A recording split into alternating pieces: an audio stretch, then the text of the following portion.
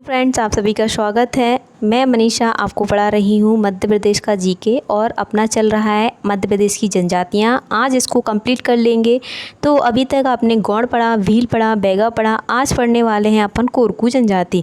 तो आइए देखते हैं कोरकू से संबंधित कुछ पॉइंट, जिसमें आपको देखना है कोरकू यानी कि कोरकू मुंडा अथवा कोल जनजाति की एक शाखा है। ये पॉइंट आपको याद रखना है। कोरकू का मतलब होता है मनुष्यों का समूह। क्या होता है? कोरकू का मतलब मनुष्यों का समूह। यह प्रदेश में छिंदवाड़ा, होशंगाबाद, बैतूल, खंडवा, हरदा, जबलपुर में रहती है। ये आपको याद करने हैं क्योंकि ये पूछे जाते हैं कौन से क्षेत्र में कौन सी जनजाति रहती है।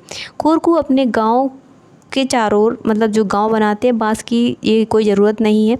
कोरकू समाज कैसी है? पितृसत्तात्मक, यानी कि ये पितृसत्तात्मक एवं टोटम पर आधारित समाज है। इनके दो पर्व होते हैं, इनके दो वर्ग होते हैं। कौन से वर्ग हैं? राज कोरकू और पठारिया। ठीक है, राज कोरकू और पठारिया, ये याद रखना और रख लेना, कोई परेशानी नहीं है। इसके बाद अगर बात करते हैं कोरकू जो जनजाति है, इसमें आपको और क्या चीज़ें याद रखनी है? सगोत्र विवाह इसमें भी निषेध है, आपको याद रखना है तो रख लेना। ऐसे पूछा जा सकता है किन दो जनजातियों में सगोत्र विवाह मतलब अपवित्र माना जाता है, इस तरीके से। ठीक है, तो दोनों याद रख लेना। इसके बाद कोरकू जनजाति के लमझना विवाह या लमसेना विवाह बोल सकते हैं इसको। लमझना, पिथौड़ा और हट विवाह, ये विवाह जो मतलब विवाह अगर सेम मिल रहे हैं तो उसकी एक लिस्ट बना लीजिए और उसको आप अपने हिसाब से याद कर लेना। ठीक है, यही तरीका होता है इन जनजातियों को पढ़ने का। इसके बाद अगर बात करते हैं इनकी उपजातियाँ देखना है, और इसमें कुछ ज़्यादा है नहीं, इसमें आपको इनकी उपजातियाँ देखनी है। ठीक है, इसमें आपको उपजाति देखना है, जैसे नहाला, मोबासी, रूमा, बवारी और वोडिया, ये याद रखना है। मोबासी क्या करती है? ये अपराधी वर्ग का घोतक है। मोबासी मऊआ। ठीक है, इसके बाद बवारिया, ये बैतूल जिले के कोरकू को बवारिया कहते हैं, जो बैतूल क्षेत्र में रहती है। रूमा यानी कि अमरावती जिले के कोरकू कहते हैं। और बदौरिया। सिर्फ उपजातियाँ याद रख लेना किससे संबंधित है, तो ये कोरकू से संबंधित हैं। अगला है आपकी अगली जनजाति आपको दिख रही होगी कोल, यानी कि कोल जनजाति जो है ये भी मुंडा वर्ग से संबंधित ही है, याद रख लेना।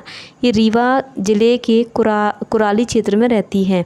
इसमें आपको क्या इम्पोर्टेंट है वो हम आपको बताते हैं। तो इसमें आपको सिर्फ इसकी दो जनजातियाँ देखना है, रोतिया और रोतेले। कोल की क्या है? रोतिया और रोतेले। क्या है? रोतिया और रोतेले।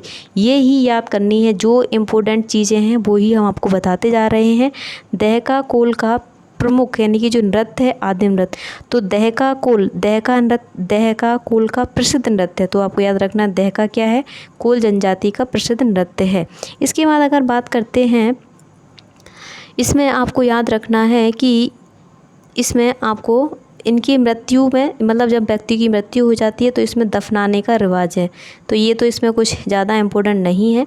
अगली जनजाति आपको दिख रही होगी बहारिया। हाँ, ये और याद रख लेना कि जो कोल है उनकी पंचायत को क्या कहते हैं? गोहिया कहते हैं। ये क्वेश्चन पूछा गया है कि कोलों की पंचायत को क्या कहते हैं? गोहिया कहते हैं। इसके बाद अगर बात करते हैं बहारिया का शाब्दिक अर्थ है बाहर ढोने वाले। ठीक है, बहारिया गौड़ जनजाति की ही एक शाखा है। ठीक है, ये याद रख लेना कि बहारिया प्रदेश में छिंदवाड़ा ज़िले में और जबलपुर में रहते हैं। छिंदवाड़ा का पातालकोट बहारिया जनजाति के लिए मतलब प्रसिद्ध है। इसे अत्यधिक पिछड़ी जनजाति घोषित किया गया है। ठीक है, ये आपको याद रखना है। इसके बाद इनके जो गांव को क्या कहते हैं? ढाना कहते हैं। इनके गांव को क्या कहते हैं? ढाना। तो इसमें आपको याद रखना है सबसे पहले पातालकोट बहारिया जनजाति संबंधित है। प्रदेश में 3 पिछड़ी जनजातियों के रूप में घोषित की गई हैं। एक आपको बैगा याद रख लेना है, दूसरा आपको बहारिया याद रख लेना है और तीसरा आपको सहारिया याद रख लेना है। ठीक है, तो ये पॉइंट आपको याद रखने हैं। इसके बाद अगर बात करते हैं जो बहारिया हैं उनकी गांव को क्या कहते हैं? ढाना कहते हैं, ये याद रखना है। बहारियों की बोली भरनौटी है। गति, कथा, पहेलियाँ इनमें अत्यंत प्रचलित है।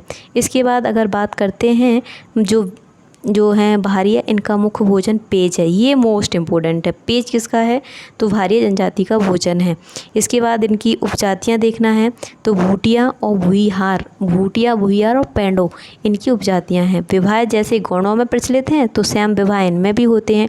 इसके बाद इनके त्यौहार बिद्री पूजा, क्योंकि एक्चुअल में ये गौड़ों से संबंधित है तो इसीलिए इनका क्या होता है? वही सैम इनके विवाह होते हैं। तो ये आपको याद करने में आसानी होगी।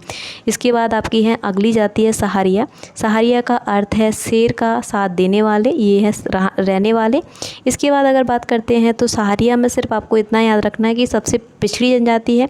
शहरियों के जो रहने के स्थान को क्या कहते हैं, सहराना कहते हैं, ये बस। इसके बाद ये सबसे ज़्यादा आलसी होती है, सबसे ज़्यादा मद सेवन करने वाली होती है ये, तो ये आपको याद रखने हैं, ठीक है। इसके बाद आपको अगर बात करते हैं परधौनी जनजाति की, तो परधौनी जनजाति में ज़्यादा कुछ खास है नहीं, लेकिन आपको परधौनी जनजाति जो है, ये परधौनी जनजाति की बात कर रहे हैं। परधौनी जनजाति में आपको याद कर लेना है कि इनमें जो है परधौनी, इसमें कुछ ज़्यादा इम्पोर्टेंट नहीं है।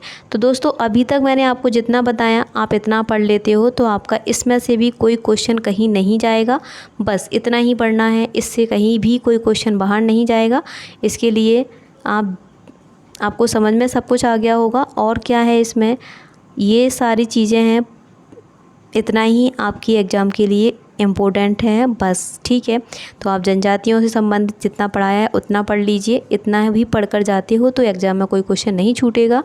अब अगला टॉपिक अपना रहने वाला है मध्य प्रदेश में या तो समारोह कराएंगे या फिर मध्य प्रदेश में जो मुख्य रूप से, जैसे आपने संग्रहालय देखे होंगे, जैसे हिंदी ग्रंथ अकादमी का संग्रहालय कहाँ पर है, मतलब इस तरीके के क्वेश्चन जो पूछे जाते हैं वो टॉपिक कवर करते हैं, ठीक है।